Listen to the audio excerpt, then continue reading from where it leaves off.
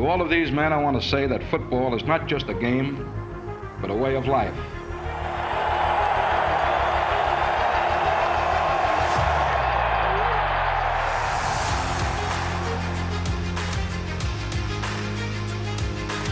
By the way, Sterling, my name is Bubba, and I've been a longtime Packer fan. I've been in radio for a long, long time. Don't Google me. And my dad grew up in Baraboo, Wisconsin, and I grew up in Indiana, and a longtime Packer fan dating back to like the David Whitehurst, John Brockington days. And I've interviewed several Packers. Is that before? What's that? Is that before Columbus, or is that before Columbus, or after? I think it might have been right before Lincoln. I think. I mean, okay. So. Gotcha. But You're good. and I like I over the years I've interviewed Mikowski. I had Favre on. I've had Leroy on, and I just so I had Tony on. Just recently, I was like, man, I saw the 30 for 30, and I thought it was like, oh my God, I had this guy all wrong. I mean, the guy was didn't try to run away from his problems, completely hit him straight on. Everybody's always has their whatever they want to call Tony, the incredible bust or whatever. So I'm like, I'm gonna get this dude on, and he was like just a regular dude, just a super cool dude, and then we got to be friends, and then I had this idea. I'm like, Tony. Being a Packer fan still, I watch some of the podcasts and things like that. And Larry McCarron does one, which is great, by the way. But it's all about what's happening in today's Packer world. I'm like, there's nobody that's doing anything over these past Packer, these greats, or even the Chuck Cecils or the Mark Murphy. See, that's what people fail to realize. Like, I did my brother's podcast, and I did one with my friend Seth Joyner. This is only my third one ever, and I'm only doing it for Tony. I'm like, you know what? It was great when I was there, from what I can remember. And now I haven't been back there since 2000. And what year did they win the Super Bowl? I think 11, 10, Oh, 10, 11. the second time. So With whatever Roger. the start of the next year, they had the Thursday night game.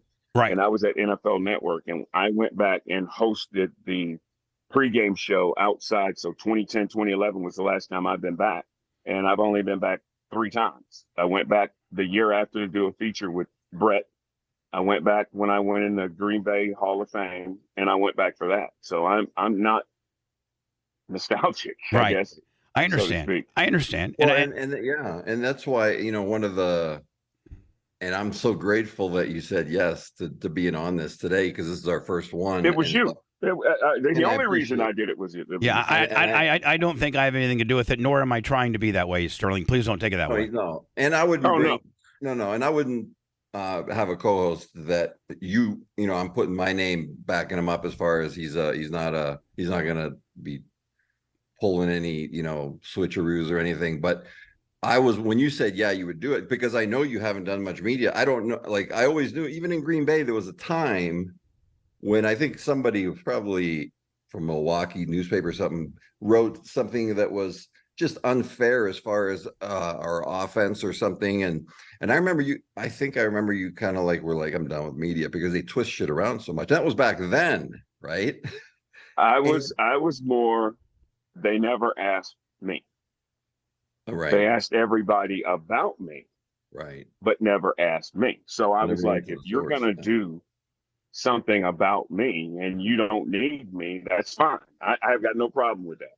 right.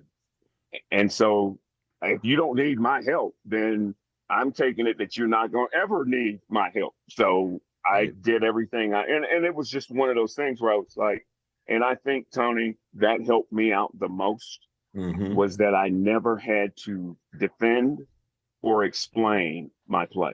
That was the biggest thing that helped out. If I was successful in Green Bay, that was number one by far. Agreed. Well, if I may say, Sterling, and I'm not trying to get nostalgic, but I don't think you ever had to defend your play because your play was so good. I mean, you were such a good athlete. See, but that's the thing is, no, it wasn't. I mean, my rookie year, learning that system, and Tony came in the year after me, so he knows how difficult that system was. That was the hardest system I'd ever played in. Learning that system and trying to matriculate that, being a rookie, understanding how the NFL that year, that day's NFL was being played. It was difficult. And, yes, I think I had a successful career, but no, it wasn't.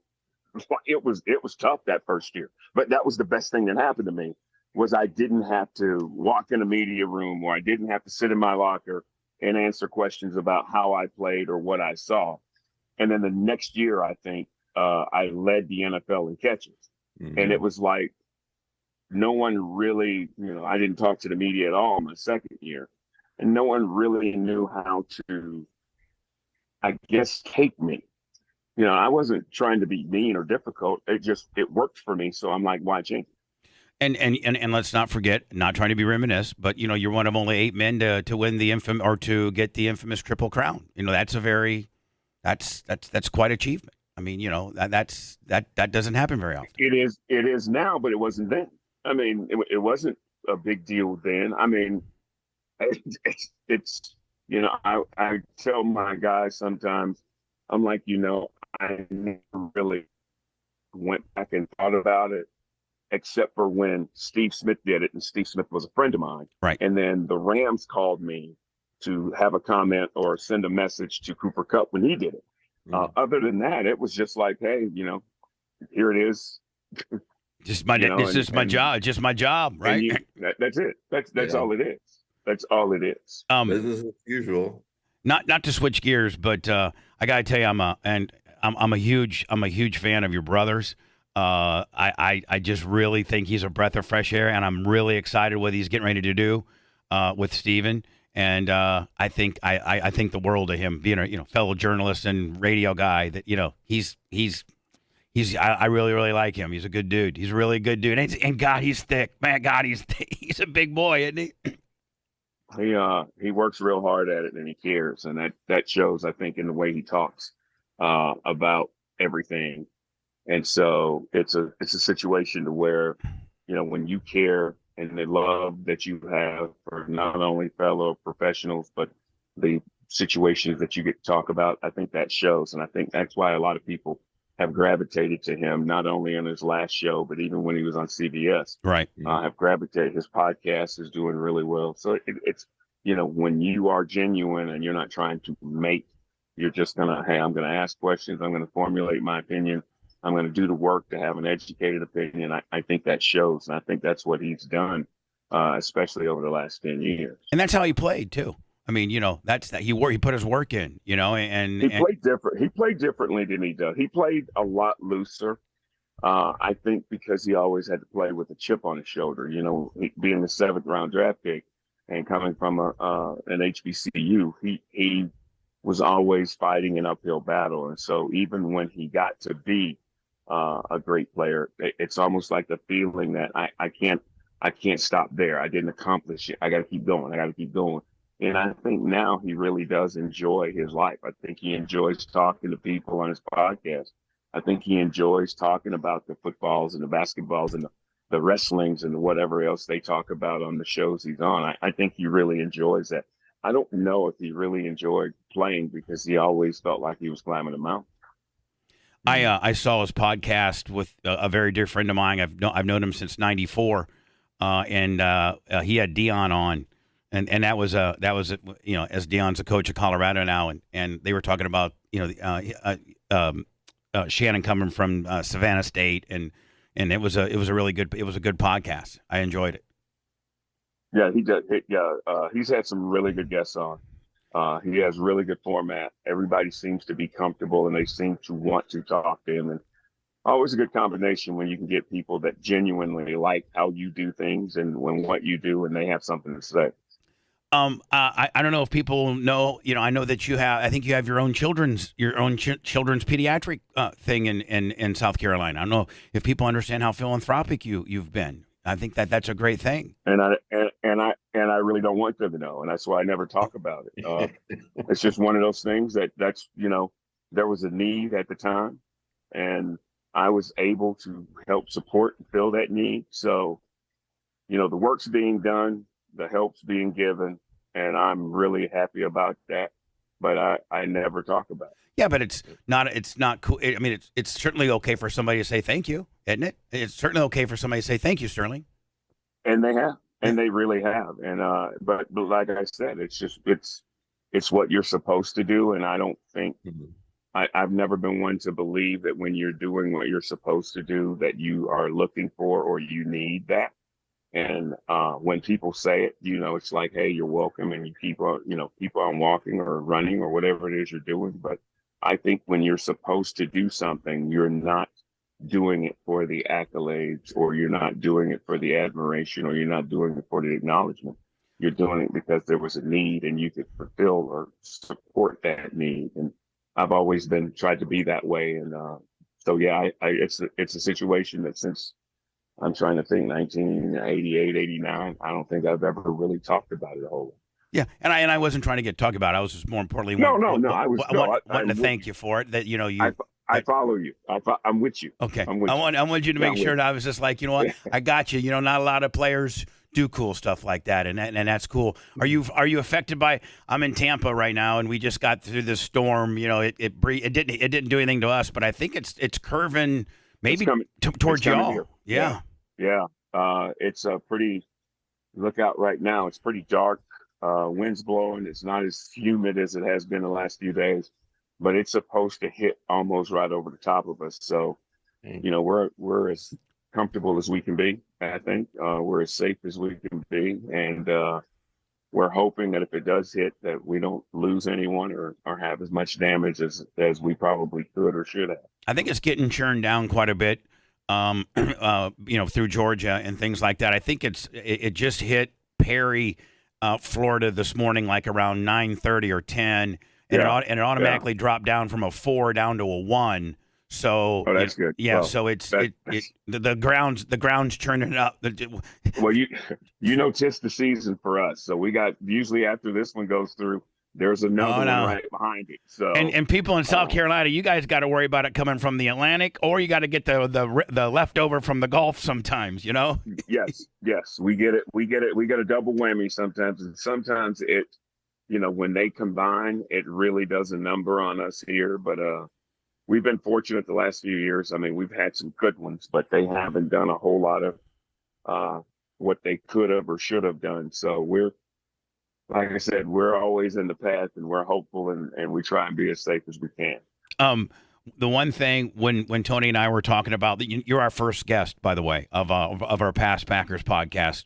But I was like, man, we could get Sterling Sharpe. I mean, he's like, he's the guy. And Tony said, not to reminisce or anything, but Tony is like, listen, when I was a rookie, coming in with a big chip on my shoulder, big money, hold out last day, all the accolades that came with Tony. He's like the one dude that took me, that was like always cool to me and knew how much pressure I had on me. The one dude was the 84. He was the fairest, and he just like, he kind of, you were the one dude, Tony. Remember, Tony, when I had you on, you're like the one guy. And I think I even said, when we were talking about this in the early part of the whole conception of this podcast, we were dropping names and stuff to each other. And I said, who I'd love to have on first for the first one is Sterling. I said, I know he doesn't do much media since he's, not been in media. I said, but he was always one of those guys. I remember for me, he was always one of those stand-up guys. It's like what you see is what you get. There's no guessing where Sterling's got no ulterior motive. He's like, nope.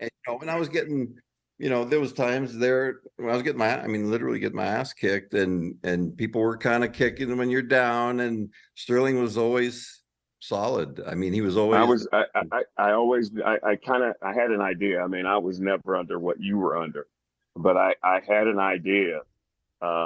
And it was like, sometimes you get to a point where you're welcome because of what you bring to the table.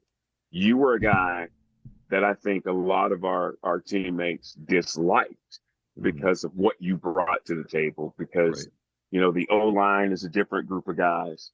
Right. The O-line are, we're hardworking. We don't care about making the money. And here we got a guy who's automatically one of the highest paid. And I think that storm and the media storm and who was taken in front of you and who was taken behind you. I think all that made a perfect storm. And I was like, wow, if I could help this guy, I don't know, at the time, Yeah, yeah. because, I remember. it was a difficult situation for you to be in because, for me being a rookie, I was like, I'll sing every day. I'm carrying a projector. I'm buying breakfast. I'm getting donuts. I got no problem. But when Right. you come in at 6'5" and 3+ and you run in 4'5" and you were supposed to be, it's hard to be like, Yeah. look, Rook. Yeah. I Yeah, mean, yeah. No, I hear so you, you were man. in a different kind of, you were in a totally different area code than I was in. And I knew how tough it was. And it was just like, I always looked at you as I'm like, wow, if he just, which is why I was so happy when you went to Indy and you were playing. And I was like, everybody forgets that we started doing this because we just wanted to play. Exactly. There's nothing else to it. We just want to play. And everybody else adds their stuff and they take what could be joyful out of playing. But I'm like, in Indy, it looked like you had peace. Yeah. I did. And when you walked away from it, I was doing TV at the time. So I was in touch with Lindy and Buddy guys who were with us in Green Bay. And I was like, he finally looks like he can walk away now and be totally comfortable talking about his experience and talking about the fact that he's not playing anymore. Most guys can't. They when they leave the game, they feel like they leave something, and they, and you finally, I thought being away and then coming back to Indy was probably the greatest blessing other than playing football that you had in your athletic career. I agree, Tony. If you hadn't had Indy, and Lindy giving you a chance and coming in for the league minimum on that, and Lindy again giving you a chance in the relationship you had with Lindy, I think it would have been a big void in your life. I mean, you went and did it and kind of put a nice exclamation point. Because if you just would have left at Green Bay, there would have been a lot of unfinished business. Because that's not the person that you became. That's not the person you became. No, and the Indy was crucial. And it was. I mean, look, I had burned every bridge, as Sterling had seen me burn a lot of them, and left the league. I left my career from Green Bay as a train wreck, and then I was like, 3 more years. I had some obviously issues with alcohol and opiates and stuff, but I'm not going to use that as the excuse. I'm still the one that did the action. So once I sobered up, and then I was like, working out 6 months later sober, and I'm like, well, geez, like I'm getting pretty strong again, and I'm not taking anything. I'm just like, and I'm like, I might be able to come back and play and do it the right way and keep my mouth shut and just do it like you said. Because at 11 years old, when I made the decision, like you did, I'm sure at some point, we were like, I want to play because this is a blast. I just want to play. Hell, I think Sterling was a linebacker in high school. I think I read. Were you? I played quarterback and middle linebacker. Yeah, and linebacker. Yeah, I played quarterback and not just a linebacker. I was in the middle. So you're the middle guy. Yeah. I was in the middle. You're the Mike guy, or the guy that's stuff in the run. I made the call. I made the calls on offense and defense. Yeah. You weren't the edge. You weren't the sexy edge rusher guy. You guys are what? You're the one. You're the one stopping the fullback. I was in the middle of the fray, trying to read through the guard, center, and tackle and dissect. Yeah, I was that guy. But it was playing, and it was like, you know what? I just want to play, man. I don't. It's so funny about listening. Because playing retired golf, you get to be around, baseball and basketball, and of course football players, and tennis and all these. And it's just funny how they all just talk about playing. That's all they talk about is playing. They don't talk about, well, the night I had 50, I did this, or, you don't have a baseball player. The night I hit 3 home runs, I ate. No, it's just like, man, that playing and adjusting to going to different parks and different teammates and understanding. I say this to this guy and, getting it. And I think I've always wondered myself what kind of teammate now, I don't care what kind of teammate I was, but I always wondered what kind of teammate I was. And I was like, I thought, like with Tony, hey, man, I know what you're under, and you got to figure out a way to navigate this in a way that you, and I thought, one of the things you did was you came in and you had that aura. And then I think you tried to give it away because you tried to be a part. You tried so hard to be a part of the team, which is really smart, but was really dumb because our teammates didn't really understand how to accept you. And then you got, with them and the media and everything else, I think it mentally made you a certain way about the game of football, which hurt me because I was like, man, he's a fun dude. I'm like, there's a few pictures I have on my wall, and I have one of me and you in the end zone. And you were just like, I think you were the first person I can ever remember calling me Sterl. And you were like, Sterl, hell of a play, bro. And I have that picture. But you know what? Let me see if I can find it. I have this picture of me in number 77. Now, Tony, I got to get a copy of that. Tony, how you going to feel, man? We're talking to Sterling, and he actually doesn't have hardly any pictures, and he's got one of your dumb ass. Can you believe that? Listen, I'm honored. That would be great, man. That's for real. No, it's Sterl, like I said, and like it was interesting to hear. Right there. Yeah, we're here. Are you there? No, the video locked up. There he is, right there. Wait. Oh, he locked up? Oh, hold on. The video locked up. Man, that might help. But no, Tony, it's funny because I've always been one that I've always felt like this. I want these guys who are coming in to have the same experience I had. And I had fun playing football. I did. Yeah. I had a ball. I had an absolute ball playing football. And I wanted, Tony and Tony Bennett and Dale Thompson and Vinnie Clark and T-Buck and all the guys after me, Leroy. I wanted them to have the same experience. Don Davey. Remember Don Davey? Don Davey. Don Davey. I see Don every now and then in Jacksonville still. Yeah. When I'm down there playing golf. But I was just trying to think about some of the boys you played with. They had some remember Edgar Bennett, man. Oh, Ed. I mean, coaching in Vegas. Is he really? EB's coaching in Vegas right now. Yeah, I think as past Packer podcast, one of the people I think I might get, Sterling, is Coach Gruden. I have a connection through him here in Tampa, and Coach Gruden agreed in the next couple weeks or so he's going to come on because when Tony and you guys were there, Coach Gruden was like just starting out. He was kind of, I don't want to say low man on the totem pole, but he was just starting out as a coach, wasn't he? Okay, so if you're being honest, you're saying he's low man on the totem pole. No. Well, you're being honest. I meant. You're being honest. I meant. Oh, I mean, you don't want to. So you don't want to upset him, so he'll come on your. I would tell him. I would tell him, Chucky. He was a do boy. Is what you're saying. No, never would I say that. Never would I. But that's what he was. I mean, he was the guy who warmed up the car, and so at the end of practice, Mike Holmgren could walk out of the indoor facility and jump in the car. And there's nothing wrong with that. Well, that was his job. I was making it more towards he spent like 20 hours a day there and slept on a cot and you didn't get really that. But they all do that. Yeah. That's but no, he was. And then I know my last 2 years, he was my position coach. Right.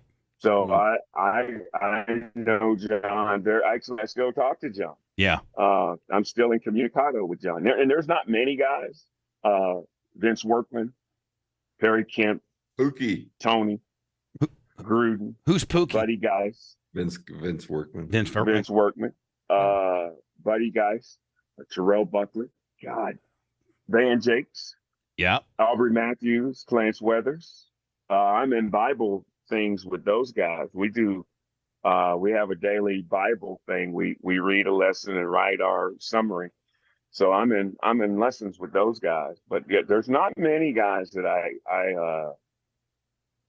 and like I said, I mean, mostly the receivers, a couple of the defensive backs, and hell, Tony. That's pretty much it. That's pretty much it. How about you? That I can find. You ever speak with Leroy at all at Sterling? No, not really, because I think he's in Milwaukee. I think he's living in Milwaukee, but he's not a golfer. And You're a I don't golfer. talk football. I play golf every day, so I heard your I don't I do the heard your whole football scratch. thing. I heard your scratch. I am. I get it around pretty good, but that's all I do. And I'm like, if you're going to do something, if I was going to drink, I'm going to try and drink it all. If I was going to, do something illegal, I was going to try to be the best at it illegally. That's just my nature. I'm not gonna go out there and half-ass playing golf just because I'm hanging with the boys and Right. I get Right. equipment free. I'm not gonna do that. So, I know a guy like but that. no, it's what I do. It's just what I do. Sterling Sharpe on the podcast with Tony and I, and Sterling, I just can't thank you enough. I know you don't do a lot of these, and I know this might be only like the third one that you did, but you were the absolute. I mean, I don't know if you like this or not, but you were the first person that came to mind. This is the third. Just because you were the first one to come to mind, just because of your swag and just because you're you. It was really because of you. Actually, you're the one that really, called that's what it was. It was like, I remember Sterl, and I remember, you always remember the people that don't kick you when you're down, like the people that help you back up and they're like, there was nothing that Sterl could have done to help me change my direction, because I was so in a fog, like messed up. And You were a perfect storm. No, I mean, yes. Exactly. And out of all the guys that were in my 7 years, you and Terrell Buckley were a perfect storm. I mean, you came in and it was almost like, yeah, he's a member of the team, but Yeah. I don't know about him. It was, instead of being, oh yeah, we got another piece that's going to make us better. Out of the guys who got drafted in the first round, you and Terrell Buckley probably were two of the guys that I remember that never really, I'm going to say, got a fair shake, only because of your height and what happened to you in the short time you were there. You never got a chance to, I'm going to say you never got a chance to grow, because like with me, I was like, okay, I'm not talking to the media. So that's easy. It made my life real easy. Right. And so my first year struggles and learning and growing and they were mine. And I didn't have to go through them and then go out and talk about them. They were mine. And then the second year, after I got comfortable in the system, everything took off. And then it was like, now I can just play. I don't have to, talk about, this or that, or defend, the way I play or how I play or what my numbers are. I can just go out and play. So I never really had the scrutiny because I didn't talk. right. That I know Tony Bennett and those guys, Joe Thompson, had it, but they didn't have it at the level that you and Terrell Buckley had it at. But I think, and I used to tell Buck all the time, Buck, and I wish I would have told Tony this, you got to shut up. Stop talking. Just stop talk. Stop trying to defend how hard it is to play your defense. Stop trying to defend that you're playing against receivers that are 6 inches taller than you. Just stop talking. If you stop talking, then you're now allowed to go out and be and learn and grow. And Buck was a talker. And, in that market with those, in that market where it's just us. I mean, it was just us. It was us and UWG, Green Bay, and St. Norbert. That's it. It's us. And a bunch of ice shanties on the bay. If you stop talking and let them talk about you, but what you're doing, you can't let them use your words against you. And I thought they did a lot of, and I'm not saying that anybody in the media or in Green Bay was bad. I'm just saying they were doing their job and you guys helped them. Whereas I was like, you know what? I'm just going to shut up and I'm just going to play. And whatever you write or whatever you think about my play, that is entirely up to you. And I thought that was probably for my success. And I felt like I was successful in Green Bay. But I think for my success, me not talking was the single best thing that I ever did playing sports. And it would be some good, I mean, it probably would be some good advice to these high-profile guys that come out. like Tony did, the high profile guys, the T-Bucks, for a veteran like you, but they won't listen. They probably won't listen. But Well, it's some of the best now, advice they could have gotten. I think now though they changed the rule. You got to talk. Yeah, yeah, they do. Right? Yeah, they would have fight back in the day, Sterling. They could have maybe fight like, hey, Sterling, you got to give the 5-minute interview, and like they. No, we didn't have that. I'll tell you a funny story. In '94, 93, we make the playoffs, and I said to Mark Clayton, I said, when we win this game, I'm going to go in the interview room. And Clayton's like, man, you crazy. You ain't going in. I'm like, when we win this game, I'm going in the interview room. Well, the way the game ended couldn't have been scripted any better for me going in the interview room. And I walked in the interview room and no one asked me a question. No, they're afraid. They were afraid. They're like, holy hell, 84 is in here. What the hell? They were so shocked that I was in there that no one asked me a question. No, they were afraid. You had them conditioned, Sterling. You had them conditioned. Were you the same way? Were you as a Gamecock? Did you pretty much go by the same rule too there? No, as a Gamecock, it was easy because I will give our media here credit. In the situation we were in, they knew we were kids. Yeah. They knew that, we were first time away from home and trying to forge our own, life and lifestyle and grow up and, be a part of something. And my college career was, it started off slowly and ended the way you want to end a college career. So for me, it kind of balanced itself out. Like, if you're not playing as a freshman or you get redshirted as a sophomore, guess what? Nobody cares. Right. All of a sudden you start playing and then you start getting a question here and then when you start playing really well, and then the floodgates open and so I got that. And so I was able to kind of grow into being good at what I was doing and understand how to talk to the media, understand how to get away, how to allow myself to, here's what we tried to accomplish. We didn't get it done today if we lost. I thought we played well. I know we played well offensively. We scored 34 or we scored 29. But, you have to, there's a rhyme and a reason to how you do it. And I think a lot of guys coming out, especially now with the money, it's real hard to navigate. I was gonna ask you what you thought about the NIL. If you think that's gonna end up being a bad thing, this NIL deal. I don't have a problem with NIL. I'm like, it's changed. And, right. I remember when guys who looked like me couldn't even play college sports. And now we got guys, making millions of dollars playing college sports. So I'm all for change in any way, shape, or form because it forces us to learn about each other. It forces us to learn about how to navigate that change. And more importantly, it forces us to grow up. And whether we're growing up and we are the coach or growing up and we are the players, it forces us to grow up.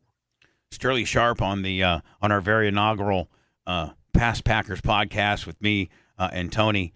Tony, any questions for Sterling? Yeah, I don't want to sit here and hog it all up. I'm not. I really should even be part of this deal. I'm not. You guys are real Packers. I'm just a stupid guy from Tampa that likes the Packers. Who are you anyway? I don't know. Don't Google. Just don't Google me, Sterling. Just do not Google me, buddy. Okay, just please. Please don't Google me. Sterling doesn't have to Google me because he actually watched it happen. I actually, and it really, the thing was, I as much as a lot of people would say, well, Tony and the media, we had some teammates that didn't help him either. Right. He wasn't, when I came in, I had Patrick Scott, who knew Lindy's system. I had Perry Kemp, who knew Lindy's system. They had played for him in the USFL in Jacksonville. I had guys that were like, look, we can't do what you do. That's why you're here. The only reason we're here is because we know where to go. And they taught me how to understand the system. They taught me how, I remember one game, Perry Kemp said, you can't leave this game because this is a game. This is why you're here. And I had a torn meniscus and Perry was like, no. You got to finish this game because that's why you're here. You're here because we can't do what you do.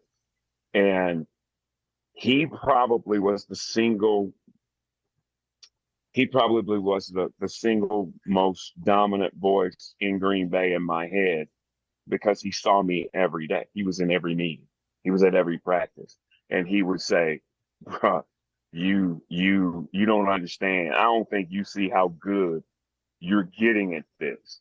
And I was like, no, I don't. I just enjoy playing. I just like playing, and he would say, you know what, man, you getting ready to take off.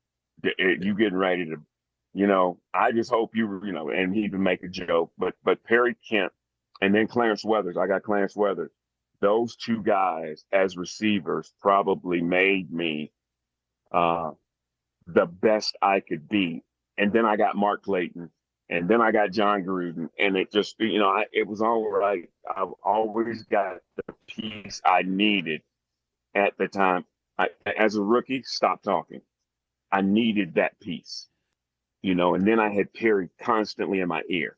All right. And then Clarence Weathers comes constantly, C-Dubs constantly in my ear. And then, a few years later, I get Mark Clayton, who's coming from a different culture, different, constantly, man, I'm like, man, I just love playing. I just, it's a play to be made and I get a chance to make it. I'm liking that. I think and wasn't Perry that was the best for me. Wasn't Perry, if I remember right, Sterling, wasn't he from Cleveland? Didn't he come in through Cleveland? I think Perry. He was in Cleveland with Lindy and them. Okay, yeah, I knew. And then he went to, when Lindy got the head job with the Jacksonville Bulls, Perry went with him in Jacksonville. Clarence Weathers was in Cleveland also. Yeah. And so, those guys knew the system. And I'm telling you, football is everybody likes to say it's a complicated game, and they might be right. But Lindy's system was so hard because you had to think on the fly.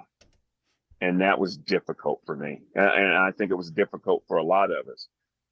Because when you're thinking on the fly and people are moving, it's hard to get comfortable. So it took a little bit for me to get comfortable in that system. And I don't know, Sterling, I don't know that you've ever talked about Perry's influence on you like that before. I've never heard that Perry kind of took, for lack of a better term, took you under his wing a little bit and kind of guided you and gave you some good wisdom. No, I was too big to be under a wing. It was more I'm saying. I mean, just gave you some worldly advice, nonetheless. Yeah. No, when you have, and that's what I was saying, about what I don't think Tony got, is I had teammates that were like, you are the reason, this is the reason why you're here. Oh yeah, I know I got drafted number 7 in the first round, but I don't, hey, I'm coming in, I'm a rookie, I'm going to sit back and learn. And they were like, no, you can't learn. You can't sit back and learn. You got to start. You got to start. It's because what you do, we can't do at that level. Yeah. So that helped me a lot. Yeah. And you can see on the field, and this, Sterl, firsthand, like at any position, you can just tell when someone's at a different level at their position, Yes. Can you see it in practice? Can you literally see it in practice? You were that. No. You can't. No, I don't think you see it in practice because you're not paying attention. Right. Because I'm not really looking at how Tony stands up blocking Tim Harris or Robert Brown or Blaze Winter. Right. I'm not looking at that. I'm looking at him in the huddle after he just gave up a sack. Right. But more importantly, I'm looking at the other 4 guys who's next to him. How do they react to him giving up a sack? Because it ain't like he went out there and was like, yeah, you know what? On this 1st and 10 play, I think I'll give up a sack. See what that does for our offense. 2nd and 17 is a good number. Yeah. He doesn't go out thinking that. But you watch growth and development based on not success. You can't tell. I can't tell. If a guy's. I'm watching a guy when he has failure, and then how he reacts to the guys he works closely with, and how they respond to that failure. And that's what I think was probably one of the things that I noticed about him. That I used to say this to knock him, but I'd be like, boy, it's tough being him right now. It's just tough. I mean, because I don't know what he's getting at home, but when he gets here, it is the offensive line coach. It is Tom Levi. It's Tom. It's Lindy. It's it's all. I don't know if Rich Moran is as talkative as he should be. I don't know if Ken Rutgers or who was in my who helped Keith me. Euchre. I don't know if Euchre and those guys. You helped Ron me. Hallstrom. Ron helped me a lot. Campy was a big one. James Camp. James Camp is a great dude. He was just a great dude. I've heard, I've heard a lot of I've heard a lot of Packers say that Campy was just the man. Like he was just a fun dude in the room. Like he was just a really good dude. He played way above, in my opinion, and I've told this to James. Because I saw him a few years ago, and even talked or texted with him a couple of weeks ago. But he was one of those guys that obviously had athletic ability, but he played way beyond his ability. Like as I like to say, as a 5'9" center, you're not supposed to be able to do it. 5'9". You know what? He enjoyed playing. He just enjoyed playing. Yep. I mean, he never looked at it as life or death. He never looked at it as, oh, this player is going to win or lose the game. Yeah. They snap it, go out and fight, run back to the huddle, and look forward to doing it again. And that is a lost art of this wanting to play, because now, you got to be the star because you got to get the NIL. And then when you get the NFL, you got to be the star because your legacy, and I was like, well, I don't think I ever got a chance to dictate or describe what my legacy is at any place I've been. And so you just forget the bare necessities of just wanting to play. I'm going to bring up something you just brought up. Nobody likes a 2nd and 17, but if there was a 2nd and 17, what would have been to play? Probably something to you, 84, probably. Well, it would have been 2 flip wide, short 70, Y option, X smash. And you got to learn. And coming from South Carolina, it probably wasn't that complicated back then, was it? It was hard because you had to remember who you were in the huddle. Right. Because I moved around, so I could be H, I could be X, I could be Z, I could be Y, and you don't tag. You have to know if I'm inside this, I run this. And if I'm outside this, I run that. And if it's a 34 defense, it's going to be 1 plus the OLB, Tony. And if the OLB gets on the other side, it's 1. And we're going to, we're going to squeeze this. Yep. And we're going to hold this. And you're like, oh, my God, am I going to get a chance to just play? I mean, we got 7 variables just on one pre-snap read, right? Yeah. I mean, wow. And you're thinking on the run as the play's developing, we have to make decisions. Exactly. Is this guy dogging, or did the corner come for a hot? Oh wait, it's not a 34; it's a 43. So it just takes 1. Oh yes. Oh Tony, number 56 is down. So it's the 34 defense, but 56 is down. Wait, what? Even though he's standing up, he's down. He's a down guy. We're counting him as a down guy. And I'm like sitting there going, he's down. So if he comes, guess what? He's standing up. Man, nobody, for real. Now that right there explained my Green Bay career. Yeah. Sterling just went there and was Holmgren's system was Holmgren's system a little bit Was Holmgren's system a little cleaner or a little easier? Holmgren's system was cleaner, easier. And I say easier because it was your athletic ability against someone else's athletic ability. Right. And I didn't have to create. In Lindy's system, I had to create. In Mike's system, you just had to be yourself. You didn't have to be superhuman. And I thought in Lindy's system, I had to do and be more to get open. Whereas in Mike's system, I thought if I understood defenses, and I tell people all the time, I really didn't do anything. And it was funny. I was with 3 Hall of Fame receivers about 3 weeks ago. And I made a statement which floored them. And that was, I never had an in-game conversation with my quarterback. Not one. They were like, wait, what? I'm like, I never talked to our quarterbacks during the game. They were like, how do you, I'm like, he's got a quarterback coach. He's got the offensive coordinator. He's got the head coach. He's got the offensive line coach. He's got all those people talking to him. What am I going to add that's going to make his job a lot less stressful? I'm like, he's got a lot of people. Don, Bud Keys, Mike Norseth, Mike Tomzak, Blair Keel, Anthony Dilwig, Randy Blair, White, Randy White, Randy Wright, Randy Wright, Don Mikowski, Ty Detmer, Mark Brunell, and Brett Favre. I never had an in-game conversation on the sideline with any of them. And I think None of them. I think you caught your first touchdown with Randy. I think. Caught my only touchdown my rookie year with Randy. With Randy. Yeah. Right. Yeah. Oh, Randy Wright. Where was he from? Was he Wisconsin? He was in Wisconsin. Yeah, Wisconsin. guy. Wisconsin guy. Yeah. And I bobbled that one because I was thinking. I was like, oh, here it comes. Oh God. But no, it was that was probably for me what I needed, because I came out of a system where my athletic ability could go first.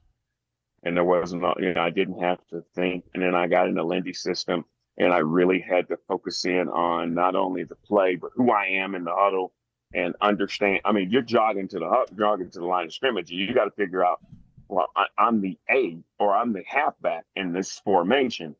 And wait, what is he running out here? Because I'm inside of him. So I'm running a corner. It was just so much mental gymnastics that it was just really difficult to cut loose. Mm-hmm. And so once I got it down where I could cut loose, for me, life in the NFL became a lot easier and a lot more simple. There's only one play I want to bring up. Only one play, and that's the Detroit one where he scrambles out left, and you guys it's to make the playoffs, and you're just wide open. I mean, you got the guy beat by 10 and catch it. And it almost looked like you almost had a hard time staying in bounds. It's funny. I just left Detroit 2 nights ago. Right. And Lomas Brown, their offensive tackle, and a couple of guys were at the golf tournament with Mark Wahlberg.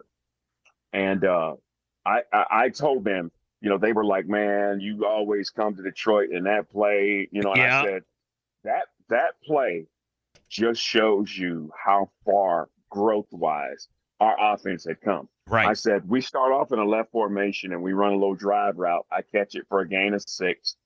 Brett yells out left. Well, as receivers, we're not going to run and waste all that time trying to, switch sides. So Mark Clayton knows it's a left formation. He lines up, and if you watch the play, he backs off the line of scrimmage because he's usually the X. And so Detroit is in the perfect defense. We are in the perfect offense, and none of it matters. I mean, when I say perfect, we call 25 double square out.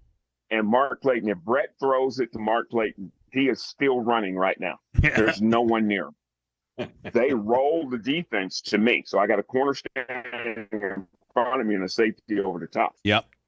We're in the perfect offense. They're in the perfect defense. We kick a field goal, we go in overtime. Of course, we score a touchdown, we win the game. Mark Clayton is wide open, and Brett looks at it, doesn't throw it. So when he moves, our tight end, and I couldn't remember if it was Jackie or Ed, pops wide open, and the safety jumps him. Yep. Which is why, because I'm like, there's no way I'm getting it because I got a corner here and a safety there. Yeah, you're a double team. I'm just going to jog. I'm going to jog down the sideline, and then all of a sudden, when I saw the tight end pop, and I saw the safety jumping, that's when I sped up. And it was like we made eye contact, and the rest is history. But it's funny. The perfect offense and the perfect defense didn't come to fruition because our quarterback extended the play, and our growth and maturity allowed him to read his way out of that play. And we know one of the great plays. Well, and your growth too, when you saw the safety, break for Ed.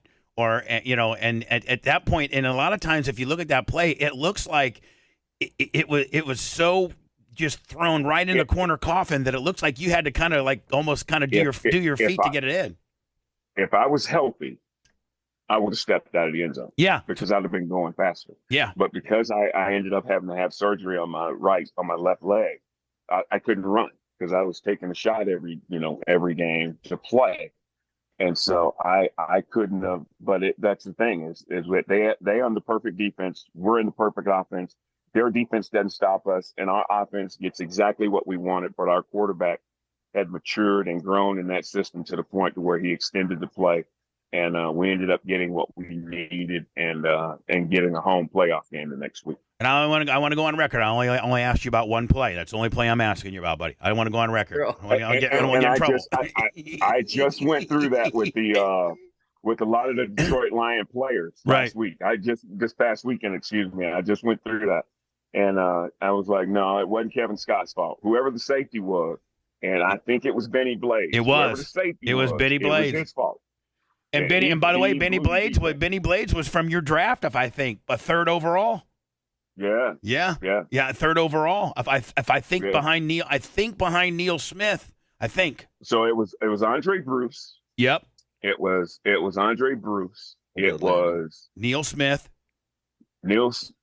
Andre, Neil, Ben, Ricky Dixon, Paul Gruber, Ricky Dixon. Yep. Tim Brown, me. Yep. And then that's how it was. And then 11th was Irv. Was Mike. Yep. And then there were 6 or 7 receivers in our draft in the first round. Oh yeah, Anthony Miller. Tim Brown was 6. I was 7. Mike was 11. Yep. Oh, hey, hold on. Let's not forget Ickey Woods was in the second round now. Oh, yeah, that's right. Ickey. Oh, that's a good one. Ickey. And then Thurman Thomas was in there too.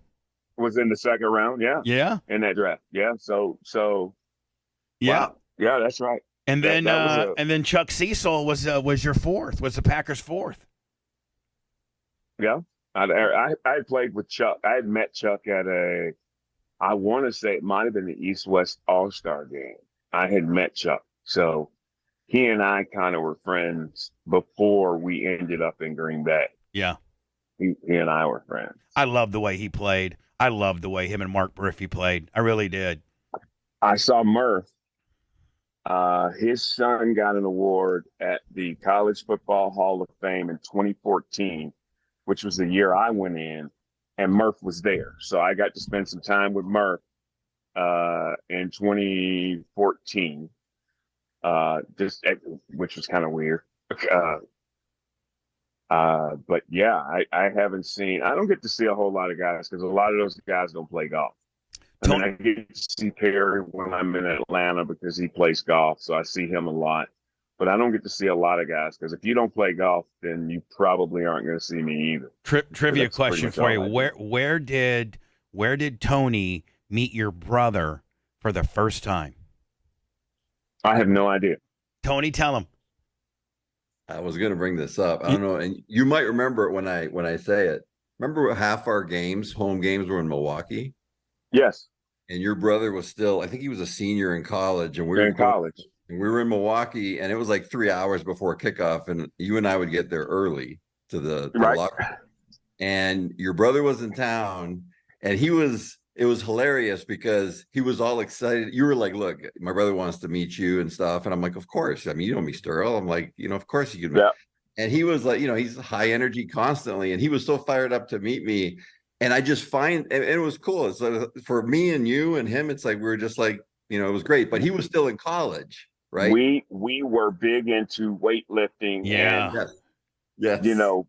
Bill Kazmaier the entire lifter, we were into that kind of weightlifting. Right. So we were always, when, Tony Mandarich, the Incredible Bulk, was doing his thing. Of course, we were fans because, our 2 favorite players were Dave Remington and Dean Steinkuhler. Yep. Coming out of when we were in high school. Yeah. Because, it looked like it was 0 degrees and they had their guns showing, which is why I never wore sleeves. Dave Remington and Dean Steinkuhler are the reason I never wore sleeves in Wisconsin. You want to show them guns? You want to show them guns? You want to show them guns? You got to have guns not to wear sleeves, and you both have guns. They were the first 2 guys that I was like, when I leave the huddle, and I want to look like that because they left the huddle like it's time to go to work, and I said that's how I want to.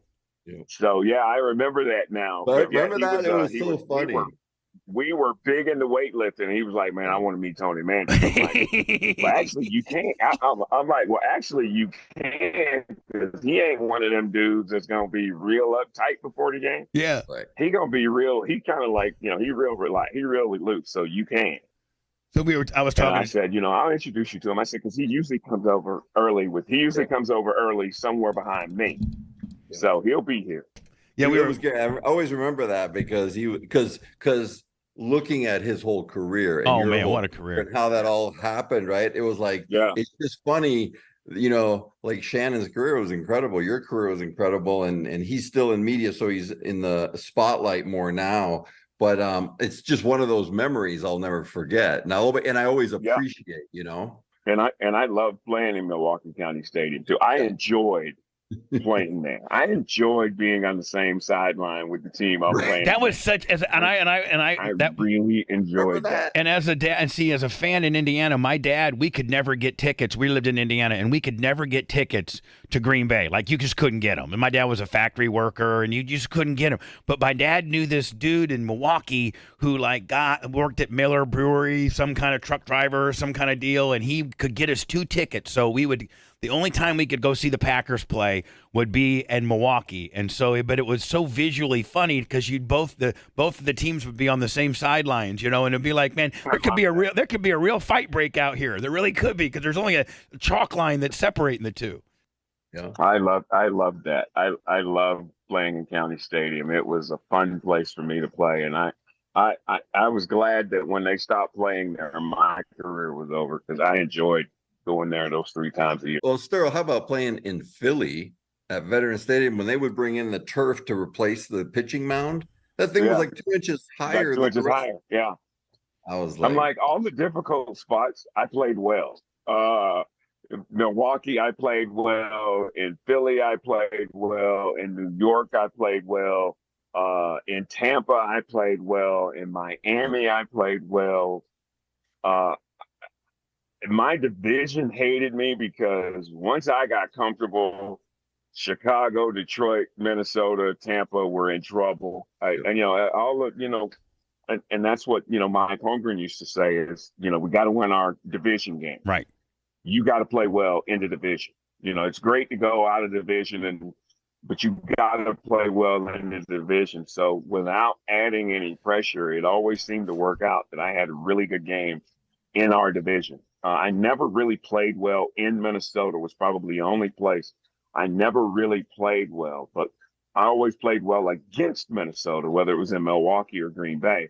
But I never really felt that just didn't suit me in the Metrodome. I hated the Met. As a fan, I hated the Metrodome. I hated the Metrodome as a fan. I hated it. I really didn't like the old Pontiac Silverdome either. I didn't like that either.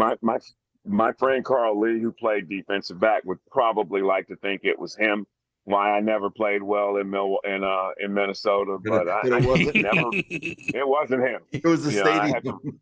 I have to remind him all the time that, Carl, it wasn't you, bro. It was, just the sight lines and the lighting, and it just never really suited me to play. I never played really well in that stadium. Sterling, were you and me and Tony and I, before you signed on, when we were getting you signed on, Tony and I were on for like 2 or 3, 4 minutes, and I don't know if I'm right or wrong or not, but it's one of the most.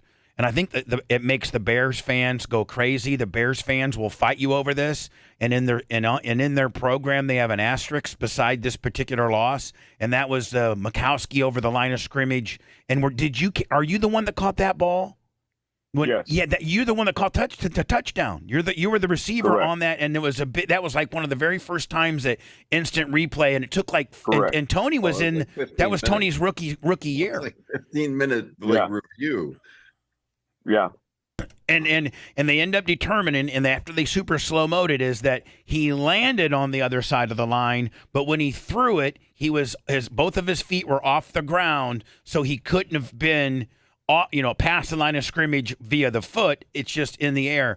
And if I remember right, the 84 was the guy that was you scored, and they have an asterisk beside that makes them so mad if you bring that game up. They think they got screwed. Yeah, if you go to a Chicago Bear website or something and you look at that season, and that We don't go loss. to those websites. Well, I'm just saying, but they have an asterisk beside that. It's called the instant replay game. It's like they won't take the they won't take the L on it. They have to put an asterisk beside there. I didn't know that. Yeah, that's actually crazy of them. But I mean, but it was an unbelievable play. I mean, it was because he did, after he threw it, he landed on the other side. He did land on the other side, but when he threw it, he was midair, and it was a great call. it was. It was across the body too, a hard throw. I'm trying to remember the play. It kind of looked like a broken play that you just kind of spun off on, kind of. No, I my rules were I could go in and I had to stay.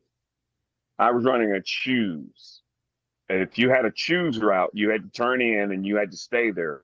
If I had a choice, I could have gone across the field, and it was just one of those plays where, Don moves and everybody moves with him. And I just was able to navigate myself in a way. If I remember correctly, I thought I needed to just clear Singletary because he was the middle linebacker. Yep. If I could clear him, and Don, of course, made the throw, and the rest is history. But it was one of the only times that I was not reprimanded for breaking the receiving rule. Right, really? Because I wasn't supposed to cross the field. Yeah. No, Yeah. instead they're like, Sterling, thanks for crossing the field, buddy. Appreciate it. No. I just didn't get reprimanded. Right. There was no there was no thanks in there. It was just, hey, nice play. Yeah. You want to know. Yeah. Don't do it again. Sterling Sharpe with us as we wrap it up, and Sterling, I can't thank you enough for being our very first guest on this idea that we have, and we appreciate you more than you know, and I admire what you do philanthropically. I admire. There's a lot of things I could bring up, but I'm not going. I just admire you so much, and I really got a lot of respect for your brother too, and I look forward to maybe us keeping in touch every once in a while via Tony, and thank you for doing our show, bud. Oh, sure. I mean, when Tony said, hey, we're having doing our first one, would you be our guest? And I was like, I'll do it for you, of course. Yeah. I'll do it for my friend. I'll do one or two for my friends. I kind of like, looking back at, me and Tony, back in those days, and, in hindsight going, wow, how could I have helped him navigate this thing called, professional football? Because he was in a tough position and situation. And, when he was out doing his photography work, I was like, that has got to be a funny sight. A 6'5" guy with a camera taking pictures. I'm like, it's got to be some real funny stuff. I talked to Tony about once a week, and I'm always clowning him, saying, "What in the hell? You got some 6'5", 300-pound guy taking pictures? What the hell's going on?" I'm like, right? bro, you might have come out better if you would have, started doing ballet. But it's this big dude taking pictures. I was like, wow, we really have changed in a lot back from those days. Right. So, being able to be in touch with him, and he's doing well, and he looks good, and he's wearing glasses now. I just didn't put mine on. I'm wearing glasses. I think we all are. I think we are. I think we're all within the same age. I'm 57. I think you're what, 56? 58. 50. Okay, so you're a year older than me, and then Tony, you're my age, so we're all 57 in 3 weeks.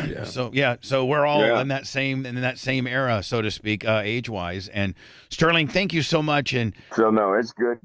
You're very welcome. You're very welcome. I really appreciate Sterling, it. Anytime, Tony. Sterling Sharpe, stay safe and good luck to getting below scratch, bud. Oh, no, I'm already there. I just like to stay scratched. I don't like to deal with the okay. So we're really a -2 now, deep down, if we're talking I'm about already there. I'm already that would be he's a +2. Wouldn't that be No, I think it's that's kind of more in line with where I am. Yeah. Right. That's what you want everybody to think you're scratched, but you're a -2 when it comes out to playing, buddy. I'm just, hey, that's why I don't wear a black belt, because when you held on the black belt, people want to try you. That's right. That's right. Yeah. Hey, Sterling, man, great talking to you, my friend. Tell Shannon we said hi, okay, bud? Will do, guys. Take care. Thank you. All right. Thank you. All right, man. Bye, buddy. Yep.